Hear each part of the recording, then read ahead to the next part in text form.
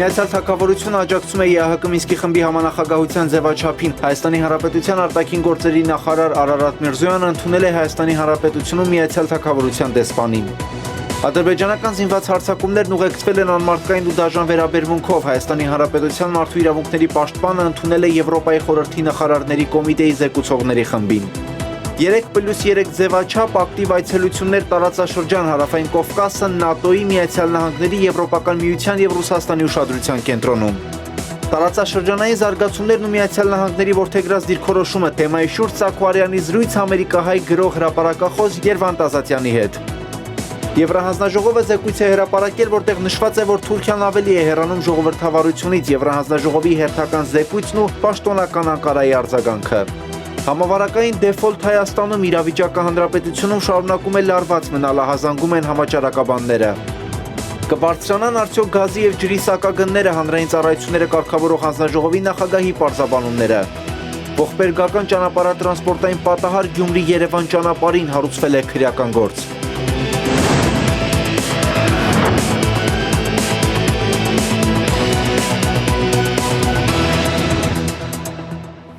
Բարերեկո եթերում հորիզոնի գլխավոր թողարկումն է։ Եվրոպայի խորհրդի խորհրդարանների նախագահների համաժողովին ընթരാճ Հայաստանի Հանրապետության ազգային ժողովի նախագահ Ալեն Սիմոնյանը հյուրընկալվել է Հունաստանի խորհրդարանի նախագահ Կոնստանտինոս Տասուլասին։ Հանդիպմանը քննարկվել են Հայաստան-Հունաստան-Կիպրոս խորհրդարանական ձևաչափում եռակողմ համագործակցության հեռանկարները։ Կողմերն անդրադարձել են 44-օրյա պատերազմից հետո առկա իրադրությանը։ Այս համատեքստում Հայաստանի Հանրապետության ազգային ժողովի նախագահը առանձնահատուկ կարևորել է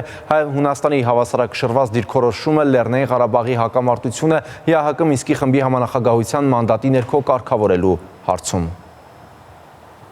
Հայաստանի Հանրապետության փոխվարչապետ Մեհեր Գրիգորյանը, Ռուսաստանի Դաշնության փոխվարչապետ Ալեքսեյ Օվերչուկը եւ Ադրբեջանի Հանրապետության փոխվարչապետ Շահին Մուստաֆայևը այսօր Մոսկվայում անցկացրել են եռակողմ աշխատանքային խմբի 8-րդ նիստի առաջին մասը, որի ընթացքում դիտարկվել են Հարավային Կովկասի տարածաշրջանում տրանսպորտային կոմունիկացիաների վերականգնման հեռանկարները եւ քննարկվել է Հայաստանի Հանրապետության վարչապետի, Ռուսաստանի Դաշնության նախագահի եւ Ադրբեջանի Հանրապետության նախագահի 2021 թվականի հունվարի 11-ի հայտարարության շրջանակներում իրականացվող աշխատանքի հետագա ընթացքը։ Կողմերը պայմանավորվել են մոտակա ժամանակներում անցկացնել 8-րդ նիստի երկրորդ մասը։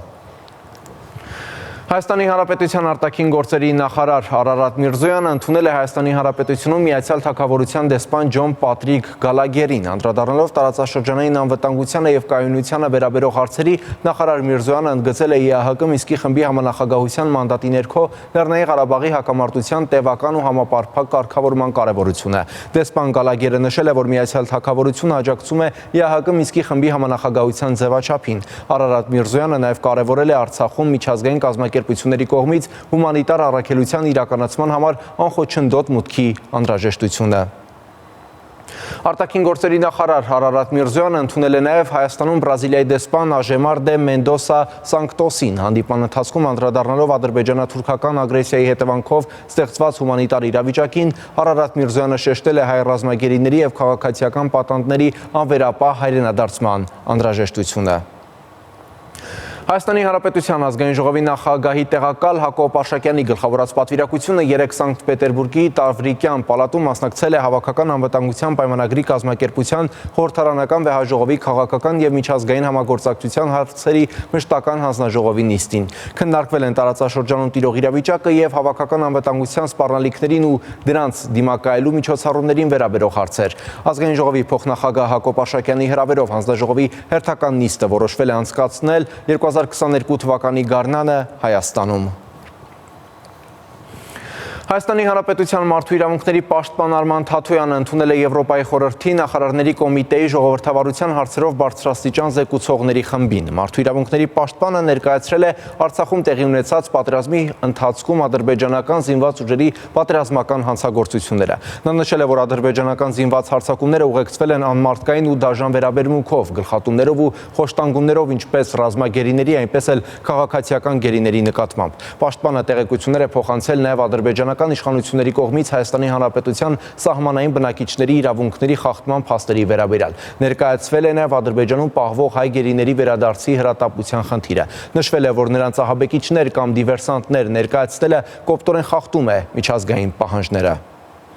Եվրոպայի խորհրդի նախարարների կոմիտեի ժողովրդավարության հարցերով զեկուցողների խումբը Եվրոպայի խորհրդում Շվեդիայի դեսպան Մարտեն Էհենբերգի գլխավորությամբ այցելել է Հայոց ցեղասպանության հուշահամալիր։ Պատվիրակության անդամները ծաղիկներ են դրել անմար կրակի մոտ եւ 1 րոպե լռությամբ հարգել Հայոց ցեղասպանության սրբադասված նահատակների հիշատակը։ Նրանք շրջել են նաեւ Հայոց ցեղասպանության թանգարանում, ծանոթացել մշտական եւ ժամանակավոր ցուցադրություններին։ Այցի ավարտին Մարտեն Էհենբերգը գրառում է կատարել պատվավոր հյուրերի հուշամատյանում։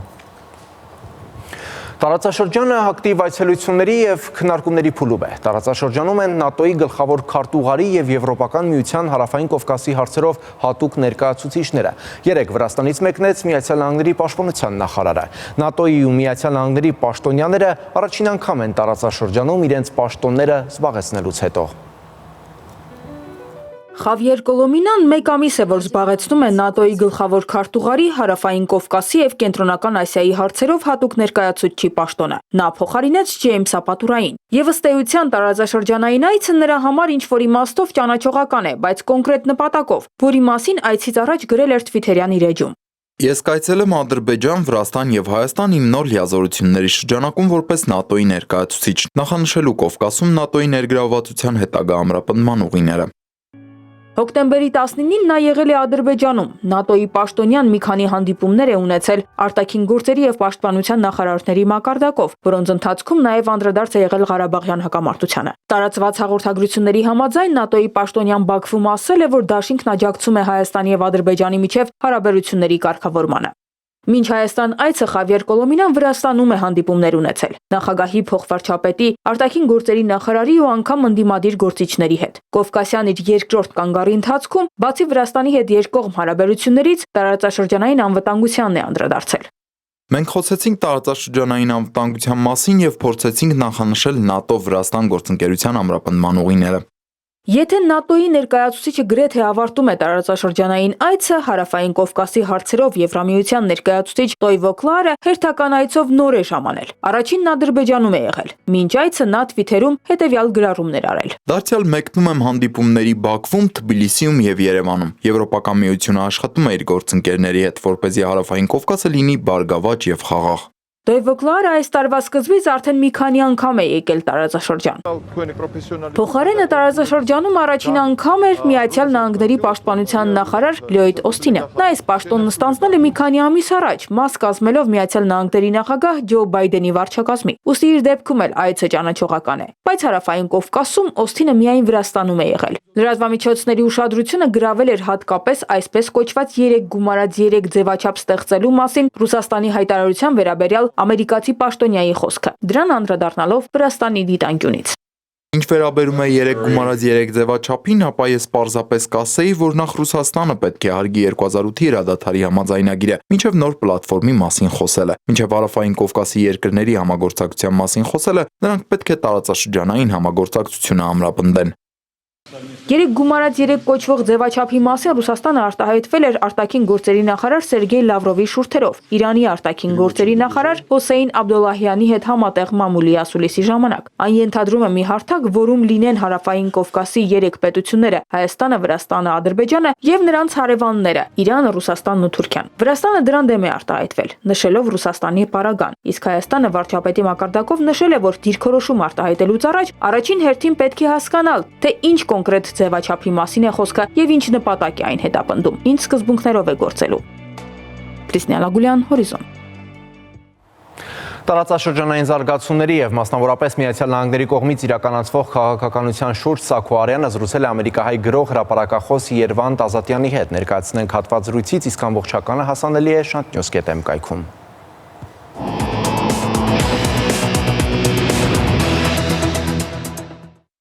Շրջանային առումով Կովկասի զարգացումները դարձած են գիզագետային բոլոր առումներով։ Պատերազմը ավարտած է ճագերդով, սակայն նոր լարվածություններու եւ շահերու բախման օջախ մը գոյանը ինչպես կդիտարկեք այդ բոլորը։ Անշուշտ մենք պետք է դիտարկենք մեր հայկական տեսանկյունեն, որովհետեւ դարբեր հարցեր դարբեր նշանակություն ունի դարբեր կողմերու համար։ Հիմա այս շրջանին մենք պատերազմը գործընթացինք քիչ զոհի հոգեբանության մեջ ենք եւ դակավին դժվար որ մենք կարենանք վերականգնել սակայն քաղաքականությունը գտնանա մենք պետք է քայլ բայենք այդ քաղաքականության հետ վերջին շրջանի զարգացումներում մեջ ամենեն հետաքրքրականը այն է որ արդեն գողմերը մեր քուլխուն վրա են իրարու գահարցակին կամ կպատասխանեն հատկապես օրինակ երկար ժամանակ Իրանը գադարյալ չեզոք թիրք մպրնած էր նույնիսկ մեզի համար քիչ վիրավորական էր որ պատերազմեն վերջ քացին եւ իրենց հոգեվոր բեդը շնորհավորեց որ Իրանը իր հողային ամբողջականությունը իրականացուց բայց այսօր բոլորովին դարբեր եղանակ մկհնչե Իրանեն որովհետեւ լարված են Ադրբեջանի եւ Իրանի հարաբերությունները եւ այն քայլերը որ Ադրբեջանը գարնե Թուրքիո թուրթումով այլ մեր սահմանեն անտին Իրանին ուղված են այսինքն շատ հաջող ընթացք մնա նաեւ արեմուտքին Ամերիկային ՆԱՏՕ-ին եւ Թուրքիան երկու խաղի մեջ է նախ այնպես կցեվացնե որ ՆԱՏՕ-ին գզարայ Իրանը ջնշելով Իսրայելի հաջելի դառնալով մյուս կողմեն իր ծրագիրներ ունի այդ միջանցքի խնդիրը Զանգեզուրի միջանցքի խնդիրը այսօր դարձած է միջազգային հարց այդ բանջը որ Իրանեն գուկա Իրան ներողություն Ադրբեջանին գուկա Ադրբեջանը հավանաբար այնքան գենսական օրեն չէ հետաքրքրված հակառակ որ իր երկու անգ էքսկլավը եւ մայր հողը պիտի միացնի ավելի հետաքրքրված է Թուրքիան ադով որովհետեւ ինք այդտեղի անցկով պիտի հետամտե իր թուրանական երազը ադով հետաքրքրված են նաեւ չինացիները Belt and Road ինչ որ գսեն ջամպա եւ կոդի այնպես որ մեր քուլխուն վրա են շատ բաներ կանցնին կդառնան եւ մեր հասողության մեջ դժբախտաբար դեպքերու վրա հագագշրել կամ մեր կերպով ընթացքը այդ դեպքերուն ընթացքը հունավորել Բարձ է, գիտեք, բادرազմի ամենաթեժ օրերուն շատեր էին անոնք, որոնք կագնգալ էին, որ Միացյալ Նահանգներ ավելի աստեցիկ ներկայություն մգլա այս խաղին մեջ, հագամարտության մեջ, սակայն այդպես չեղավ։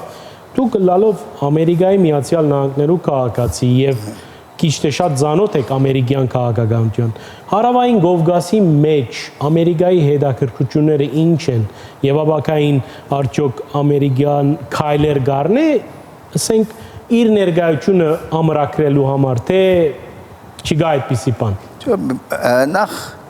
ինչու ամերիկան չհետաքրքրվեցավ, այդիկա Թրամփի աստակներ, Թրամփը բացարձակապես հետաքրքրված չէր, որ այստեղ մենք 5000 զոհ կտանք մեր երկրի սահմանները կվտանգվի բացարձակապես իրան համար նշանակություն չուներ բայց ամերիկան երկու նպատակ ունի այս տարածաշրջանի մեջ մեկը Իսրայելի կողմէ թելադրված Իրանը խեղդելու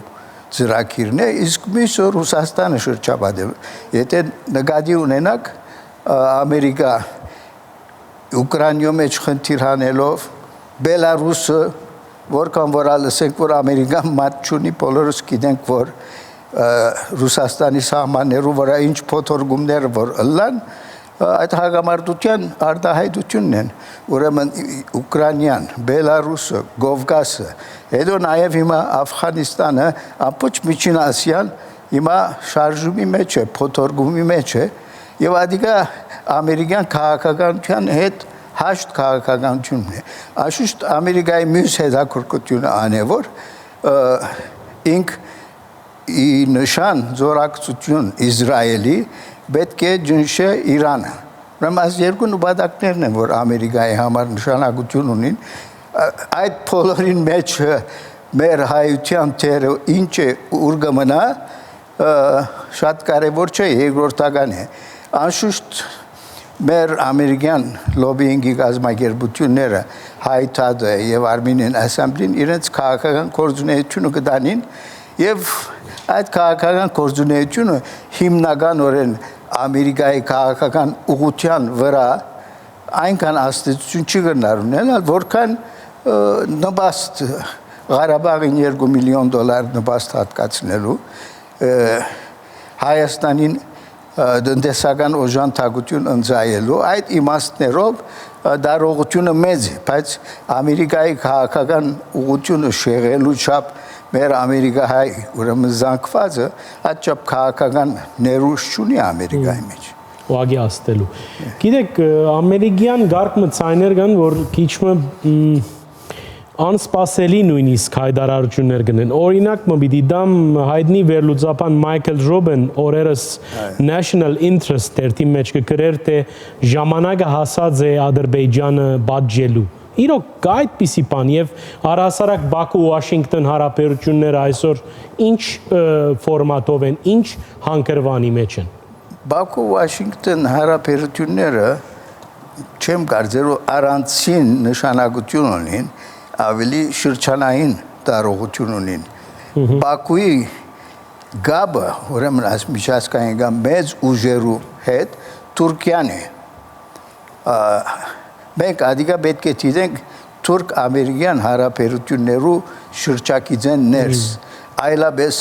Ամերիկա անկանալ ինչպես Հայաստանի ճակատագրով չհետաքրքրված, նույնքան չհետաքրքրված Ադրբեջանի ճակատագրով, բայց եւ որ ամեն մեկը քաղաքական խաղակարտիկը վերածվի, այնադեն ընդանուր համակարգի մեջ պիտի մտնի, ընդանուր թուրքյան մեջ Ադրբեջանի եւ Թուրքիո քաղաքականությունը միասին պետք է դիտվի Ամերիկային։ Հիմա Ամերիկան Թուրքիո հետ շատ լարված հարաբերություններ ունի, բայց այդ լարվածությունը պիտի չերտա մինչև այն աստիճան, որ բրտի։ Ռուբենը նույնիսկ ասել որ պետք է որ ՆԱՏՕ-ին դուրս նետվի։ Եվ ուրիշ ցայներ ալգան որ ՆԱՏՕ-ին դուրս նետվի, ոչ Ամերիկան պետք ունի Թուրքիո։ Հոն ուրգուզե խնդիր հանել եւ Ամերիկան ինքը իր զինվորները չուզեր գրել։ Հետս է Ամերիկայի մեջ այդ մտայնությունը զորացած է, որ մենք չու երթանք մեր երիտասարդները զոհենք ուրիշ երկիրներու համար, Վիետնամը, Կորեան, Աֆղանիստանը շատ ծանր հաստատին ամերիկյան հասարակության համար, ինչպես կսեմ foreign adventures, արդակին արգածախնդրությունները այդքան նշանակություն չունեն եւ բանավանդ եւ որ քաղաքական վերլուծապանները գուքան ադոր եզրակացություն ունելու դեսնել որ ամեն մեկ պատերազմի մեջ ամերիկյան բարտված դուրսելած է գսեմ որ ինչ է նշանակությունը ասչափ արյուն թափեցին եւ դակավին ամերիկյան քաղաքացիներուն վրա որքան աստեցություն ունի պատերազմը նույնքան աստեցություն ունի նաեւ ադոր հետևանքները աստեցություն ունի օրինակ Իրաքի մեջ եթե 5000 ամերիկացի բերավ Ատկե վերջը բոլոր վետերանները, որոնք Իրաքի պատերազմին մասնակցած էին, անձնասպանությամբ, հիվանդություններով եւ այլն, շատ ավելի մեծ առողջապահական եւ ուրեմն քաղաքական փերմը գծկեն իրենց հետեւ պատերազմները։ Եւ պատերազմներուն հետևանքներն են, որ քաղաքացիներուն տեսակետները գսկսին կազմավորել, մինչ արդեն պատերազմը վերջացած է։ Պարոն Ազատյան, այս նոր աշխարհը, որ ներկայացուցիք, մեր թերը փոքրիկ Հայաստանը ինչ պիտի ինե, որբեսի կարողանա ինքզինք բահել, որբես pedagoganություն, որբես այս դարաձաշրջանի մեջ մասնագից այս գործընթացներուն, ինչ քաղաքականություն պետք է որդեգրե։ Անգերձորեն ասած ադիգա եւ որ մեր pedagogan այրը չեն գնալ լուծել, ինձի բաժին չի նար, մեր վիճակը շատ դժվար է։ Գիտեք որ քաղաքականությունը ուժի հետ կապված է։ Մենք ինչ ուժ որ ունենք, ռազմական, տնտեսական, ադոր արտահայտություն եւ արձագանքը մեր քաղաքականության մեջ է։ Մեր ուժը շատ սահմանափակ է։ Մեր տնտեսական կարողությունը համեմատաբար թրացի երկրներուն շատ սահմանափակ է։ Բայց մենք դեղամը պետք է սկսենք Անալ այն է որ մեր տունը գարկի բերենք, մեր այս երկրին բարակտվածությունը, լարվածությունը, փևերացումը իրարու հանդեպ ադելության այդ թունավոր մագարտակը երբեք չեն առաջնորդել նախ ներքին համերաշխության մենք հազիվ եթե ներքին համերաշխությամբ ծերծերքի տանք հազիվ թե պիտի գրնանք թիմացի թշնամիներուն դեմ կանգնել ուր մնաց որ քայքայված գդոր եղած ուժերով մենք կարենանք այդ գործը իրականացնել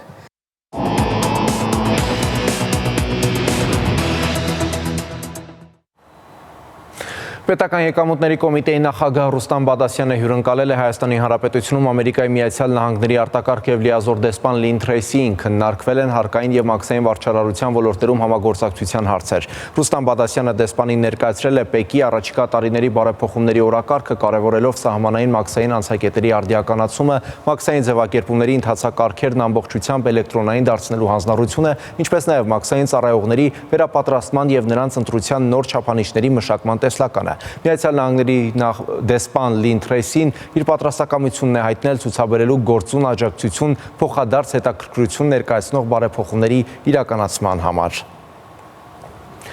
Ռուսաստանի ատոմային էներգիայի Ռոսատոմ պետական կորպորացիայի գլխավոր տնօրեն Ալեքսեյ Լիխաչովը նոյեմբերի սկզբին կայցելի Հայաստան, այդ մասին հայտնել է Հայաստանի Հանրապետության տարածքային կառավարման եւ ենթակառուցվածքների նախարարի մամուլի քարտուղար Սոնա Հարությունյանը։ Նա նաեւ տեղեկացրել է, որ Ռոսատոմի ղեկավարի այցի օրակարգում ընդգրկված են գործող հայկական ատոմային էլեկտրակայանի ժամկետի կրկնակի երկարաձգմանն ու նոր ատոմակայանի կառուցմանն առնչվող հարցեր։ Կվերադառնանք կարճատև դադարից հետո։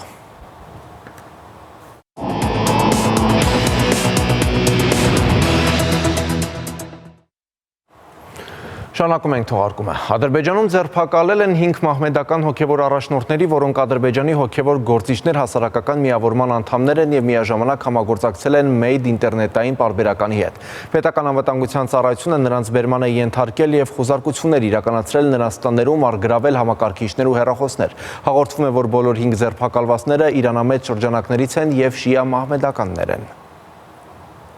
Եվրահանձնաժողովը զեկույց է հրապարակել, որտեղ նշված է, որ Թուրքիան ավելի է հեռանում ժողովրդավարությունից, ըստ փաստաթղթի օրենքի գերակայության, արդարադատության, անկախության եւ հիմնարար իրավունքների պաշտպանության իրավիճակը երկրում շարունակում է վատթարանալ։ Փաստաթղթի հեղինակները, որոնք գնահատում են Եվրամիությանը անդամակցության ճանապարհին Թուրքիայի առաջընթացը, քննադատել են թուրքական իշխանությունների հատուկ լիազորությունները, որոնցով նրանք կոշտվել են 2016 թվականին երկրում ձախողված հեղաշրջման փորձից հետո եւ որոնք պահպանվում են մինչ օրս։ Նշվում է, որ չեն դադարում ճնշումները քաղաքացիական հասարակության եւ ընդդիմադիր կուսակցությունների նկատմամբ։ Պաշտոնական Անկարան քննադատել է Եվրահանձնաժողովի զեկույցը։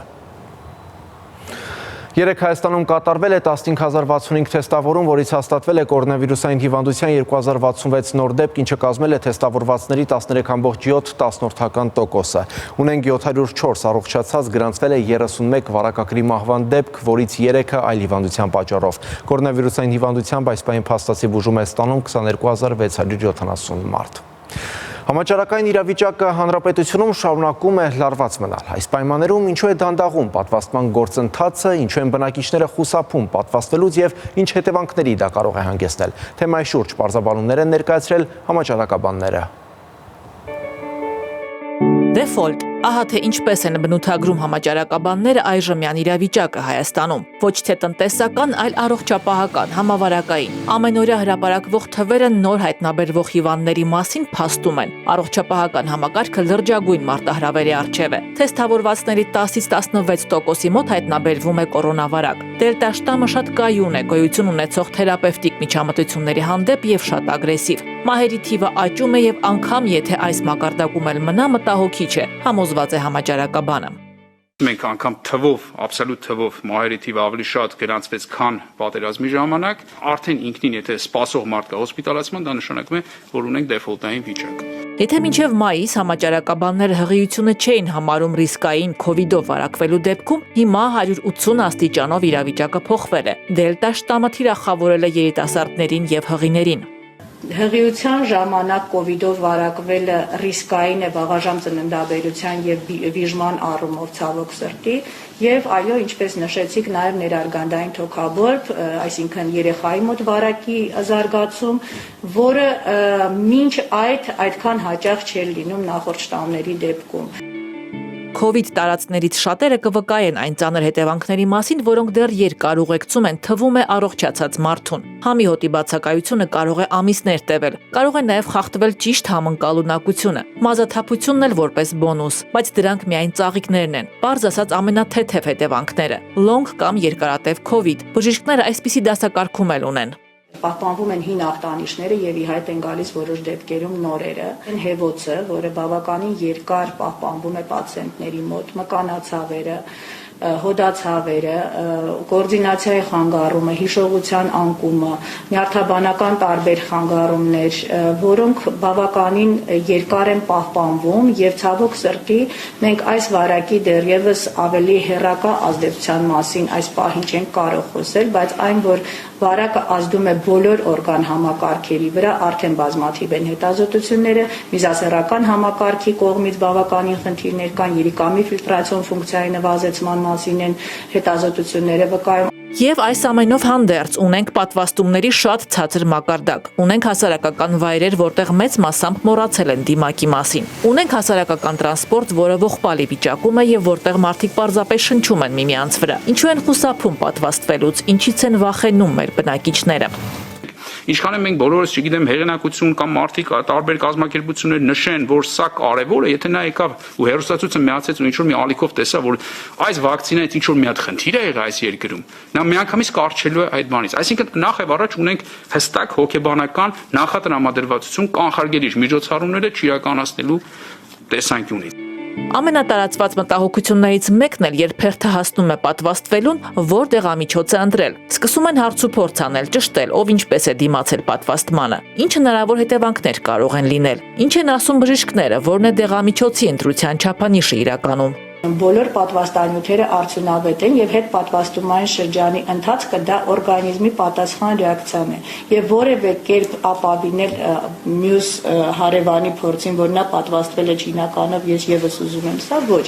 Մենք պատվաստանյութերի առումով ունենք լայն շրջանակ, ունենք ընտրություն Փառք Աստծո եւ որ պատվաստանյութը ձեզ այդ պահին առաջարկում են, խորհուրդ եմ տալիս պատվաստվել, ուղղակի պատվաստվել անկախ պատվաստանյութի տեսակից։ Ինչու է համացանցով սփռվող հակապատվաստումային քարոզը ավելի կենսունակ եւ արդյունավետ։ Ինչու են մարդիկ հավատում ավելի շուտ առասպելներին, քան իրական, իրենց կողքին հիվանդացող եւ մահացող մարդկանց վիճակագրությանը։ Այս հարցերին եւս պատասխան կա։ Կա նաեւ լուծման թեև երկարատև, ոչ այս րոպեական, բայց այդուհանդերձ տարբերակ։ Տարական բժշկական գիտելիքների բացակայություն, որը ես կարծում եմ պետք է սկսել դպրոցից եւ մենք դրա լավագույն փորձը տեսանք զարգացած երկրներում, հատկապես սկանդինավյան երկրներում, որտեղ կանխարգելիչ բժշկությունը դրված է բավականին բարձր մակարդակի վրա, մենք սա խթանելու խիստ առիթ ունենք եւ մտահոգիչ է եւ կարծում եմ կարելի է օգտվել այս ցավոք սրտի վատ փորձից ապագայի համար կրթելով մեր հանրությանը տարական բժշկական գիտելիքներով սկսած դպրոցական եւ սկսած անգամ նախակրթարանի մակարդակից, որպեսզի պատրաստ լինեն։ Դիանա Ռաֆայելյան, Հորիզոն։ Այսօր առավոտյան ժամը 7-ին Արագածոտնի մարզի Կաքավաձոր գյուղի խաչմերուկում տեղի է ունեցել ճանապարհատրանսպորտային պատահար, կան զոհեր եւ տուժածներ, մանրամասները ոստիկանության տրամադրած տեսանյութում։ Հոկտեմբերի 20-ին ժամը 7:15-ի սահմաններում Արագածոտնի մարզում ավելի հստակ Երևան-Գյումրի ճանապարհի 51-րդ կիլոմետրին գազել Մակնիշի մեքենան դուրս է եկել երթևեկելի գոտուց, բախվել քարերին եւ շրջվել։ Նախնական տվյալներով ուղևորներից 5-ը տեղում մահացել են, իսկ 14-ը տարբեր մարմնական վնասվածքներով տեղափոխվել հիվանդանոցներ։ Դեպքի առթիվ տարածքային նախաքննական մարմնում քրեական գործ է հարուցվել, ճանապարհային երթևեկության կամ տրանսպորտային միջոցի շահագործման կանոնները խախտելու հատկանիշներով, որն առաջացրել է 2 կամ ավելի մարդու մահ։ Վթարի հանգամանքները, այդ թվում մեքենայի կառավարումը կորցնելու պատճառները նախաքննությամբ պարզվում են։ Նշանակվել են փորձաքննություններ։ Գազելը տեղափոխվել է պահպանվող հատուկ տարածք։ Դատախազության արձանագրմամբ դեպքը տեղի ունեցել է մեկ ճանապարհի այն հատվածում, որտեղ հյուսիս-հարավ ճանապարհաշինական ծրագրով նոր կառուցված ճանապարհը որոշակի կորություններով միանում է դեռևս չնորոգված ճանապարհահատվածին։ Չնայած տրանսպորտային երթևեկությունը ակնհայտորեն բարդացնող այդ գործոնին, դեպքի վայրում բացակայել են երթևեկության սահմանափակող եւ նախազգուշացնող նշանները, պահպանված չեն եղել ճանապարհաշինարարական համապատասխան նորմերը, ասվում է դատախազության տարածած հաղորդագրությունում։ Այդ իսկ պատճառով հարուցված քրեական գործով իրավական գնահատականներ թեփքեր կտրվեն նաև իրավասուային կառույցներին, որոնք պատասխանատու են երթևեկության, անվտանգության, ճանապարհաշինարարական նորմերի ու պահանջների պահպանման համար։ Բացի այդ, հանձնարարվել է ճանապարհային նման բարդ գոտիները կահավորել համապատասխան նշաններով։ Քննարկվել է նաև այդ եւ մյուս վտանգավոր հատվածներում արագաչափ սարքերի տեղակայման հնարավորությունը։ Ոստիկանությանը հանձնարարվել է մինչև այս աշխատանքները ավարտելը նշված հատվածներում իրականացնել ճանապարհային ոստիկանության խստացված մշտական ծառայություն։ Միկրոէլեկտրոնիկայի բնակավարում միջազգային օլիմպիադայի մասին է պատմում էր հաջորդ տեսանյութը։ Միկրոէլեկտրոնիկայի ամենամյա միջազգային 16-րդ օլիմպիադայում Պոլիտեխնիկի հետ համատեղ իրականացվող Սինոպսիսի կրթական ծրագրի հայ ուսանողուհին ճանաչվել է լավագույնը աշխարհի 13 երկրները ներկայացնող 436 մասնակիցների մեջ։ Երկրորդ տեղը զբաղեցրել է Եգիպտոսի մասնակիցը, երրորդը Սերբիայի, Եգիպտոսի եւ Բոսնիա-Հերցեգովինայի մասնակիցները։ Այս մասին հայտարարեց միջազգային օլիմպիադայի կազմկոմիտեն առցանց մրցանակաբաշխության ժամանակ։ Ներողություն, որ հուզվում եմ։ Շնորհակալություն։ Հրաշալի է նման օլիմպիադային մասնակցելը։ Շնորհակալություն իմ գործընկերներին, դասախոսներին, իմ ընկերներին, բոլորին, ովքեր հնարավոր դարձրին սա։ Ես բառեր չունեմ։ Օլիմպիադան կայացել է։ Ուրախ էի, որ միջազգային օլիմպիադայում ոչ միայն մասնակցում են մեր հայրենակիցները, այլ երբեմն հաջողությունների հասնում են։ Երբ 2006 թվականին հիմնեցինք այս կարևորագույն մրցույթը, պատկերացում չունեինք, որ տարիներ անց այն կվերածվի միկրոէլեկտրոնիկայի բնագավառում միջազգային շատ բարձր նշաձող ունեցող օլիմպիադայի եւ կնպաստի ոլորտի երիտասարդ մասնագետների միջազգային համայնքի ձևավորմանը։ Ամենամյա միջազգային միկրոէլեկտրոնիկայի օլիմպիադան հիմնվել է 2006-ին եւ անց է կացվում Հայաստանի Հանրապետության վարչապետի բարձր հովանու ներքո։ Օլիմպիադայի նախաձեռնողն ու գլխավոր կազմակերպիչը Սինոպսիս Արմենիան է, իսկ գլխավոր գործընկերը Viva MTS-ը։ Ընկերությունն այս նախաձեռնությանն աջակցում է 16 տարի անընդմեջ։ Նմանօրինակ նախաձեռնությունները չափազանց կարևոր են իմ կարծիքով մեր երկրի մրցակցային հարաբերության զարգացմանը, մեր երկրի ճանաչելիության բարձրացմանը, տնտեսական աճի, ինչպես նաև եւ ինչու՞ չէ օերների արտահոս կանխելու տեսանկյուն։ Մասնակցությունը միկրոէլեկտրոնիկայի օլիմպիադայի թույլ է տալիս որոշել երկրների դիրքը միկրոէլեկտրոնիկայի քարտեզի վրա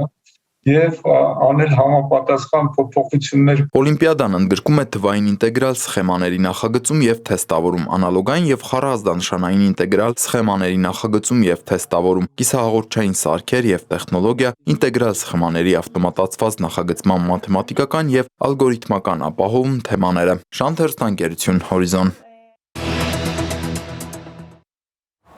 Հորիզոնում այսօր այսքանն էր, խաղաղ եւ բարի գիշեր բոլորիս։